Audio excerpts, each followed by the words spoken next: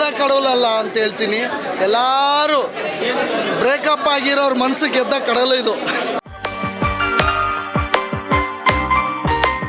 ದೇವರು ಕೂಡ ನರಕದಕ್ಕಿಂತ ಈ ಹುಡುಗಿರು ಪ್ರೀತಿ ಪ್ರೇಮ ಅಂತ ಹೇಳಿ ಯಾಮರ್ಸ್ತಾರಲ್ಲ, ತುಂಬ ದೊಡ್ಡದು ನರಕ.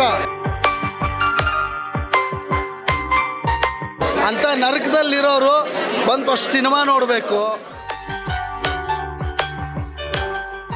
ನಿಜವಾಗ್ಲೂ ಹೇಳ್ತಿದ್ದೀನಿ, ಸಿನಿಮಾ ಎಷ್ಟು ಚೆನ್ನಾಗಿದೆ ಅಂದರೆ ತುಂಬ ಅದ್ಭುತವಾಗಿದೆ. ನಮಗೆ ಪ್ರೀತಿ ಪ್ರೇಮ ಅನ್ನೋದಕ್ಕಿಂತ ಜೀವನ ತುಂಬ ದೊಡ್ಡದು ಅಂತ ಕಲಿಸ್ಕೊಟ್ಬಿಟ್ಟಿದ್ದಾರೆ. ಜೀವನ ತುಂಬ ದೊಡ್ಡದು. ನಾವು ಪ್ರೀತಿ ಪ್ರೇಮ ಅಂದ್ಕೊಂಡು ಎಲ್ಲೆಲ್ಲ ರೋಡಲ್ಲಿ ಬಿದ್ದು ಸಾಯ್ತಾ ಇರ್ತೀವಿ. ಭಾಳಷ್ಟು ಜನ ಹುಡುಗರು ಅದೇ.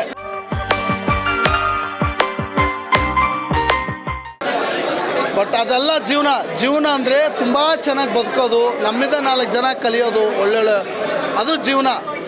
ಅದನ್ನು ತುಂಬ ಅಚ್ಚುಕಟ್ಟಾಗಿ ತೋರಿಸಿದ್ರೆ ಭಟ್ರು ಟೀಮು. All the best. ಏನೋ ಗಾಂಧಿನಗರಕ್ಕೆ ಒಂಥರ ಡಿಫ್ರೆಂಟಾಗಿ ಸ್ಟೋರಿ ಕೊಟ್ಟಿದ್ದೀರ, ತುಂಬ ಚೆನ್ನಾಗಿದೆ.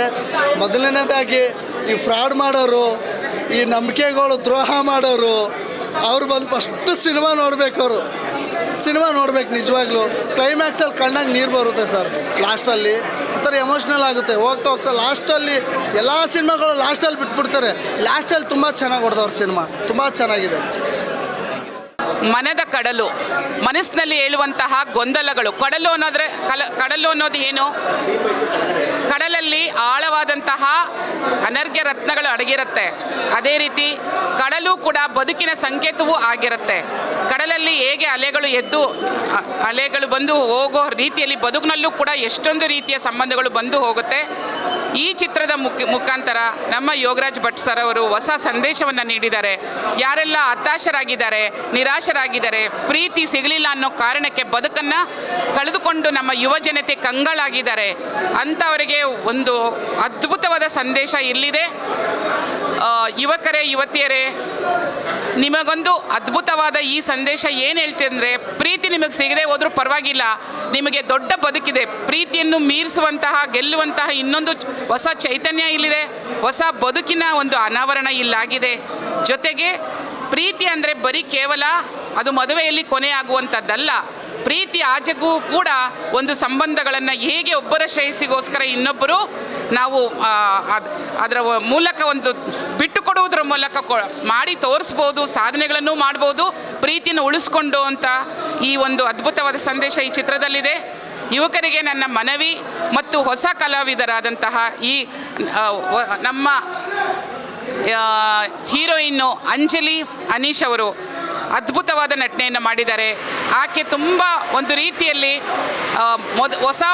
ಹೊಸ ಪ್ರತಿಭೆಯಾಗಿದ್ದರೂ ಕೂಡ ಅದ್ಭುತವಾದಂತಹ ಈ ಒಂದು ಪರ್ಫಾರ್ಮೆನ್ಸನ್ನು ನೀಡಿದ್ದಾರೆ. ಅದೇ ರೀತಿ ನಮ್ಮ ನಾಯಕರು ಕೂಡ ತುಂಬ, ನಮ್ಮ ಯುವ ನಟ ಸುಮುಖ್ ಅವರು ಕೂಡ ತುಂಬ ಚೆನ್ನಾಗಿ ಅಭಿನಯ ಮಾಡಿದ್ದಾರೆ. ಈ ಹೊಸ ಪ್ರತಿಭೆಗಳನ್ನು ನೀವೆಲ್ಲರೂ ದಯವಿಟ್ಟು ಈ ಚಿತ್ರ ನೋಡೋದ್ರ ಮೂಲಕ ಬಂದು ಹರಿಸಿ. ಈ ಮಕ್ಕಳನ್ನು ನಾವೆಲ್ಲ ಕನ್ನಡದ ಮಕ್ಕಳು, ಇವರು ನಮ್ಮ ಮನೆ ಮಕ್ಕಳು, ದಯವಿಟ್ಟು ಬಂದು ಚಿತ್ರವನ್ನು ನೋಡಿ. ನನ್ನ ಮನವಿ ಯೋಗರಾಜ್ ಭಟ್ ಸರ್ ಅವರಿಗೆ ನಮ್ಮೆಲ್ಲರ ಕಡೆಯಿಂದ ಇಡೀ ಕರ್ನಾಟಕದ ಜನತೆ ಪರವಾಗಿ ನಾನು ಈ ದೊಡ್ಡ ಯಶಸ್ಸನ್ನು ಕೋರ್ತೀನಿ. ಅವರ ಎಲ್ಲ ಪ್ರಯತ್ನಗಳ ಹಿಂದೆ ಒಂದು ಮನುಷ್ಯತ್ವ ಇರುತ್ತೆ, ಒಂದು ಸಂದೇಶ ಇರುತ್ತೆ.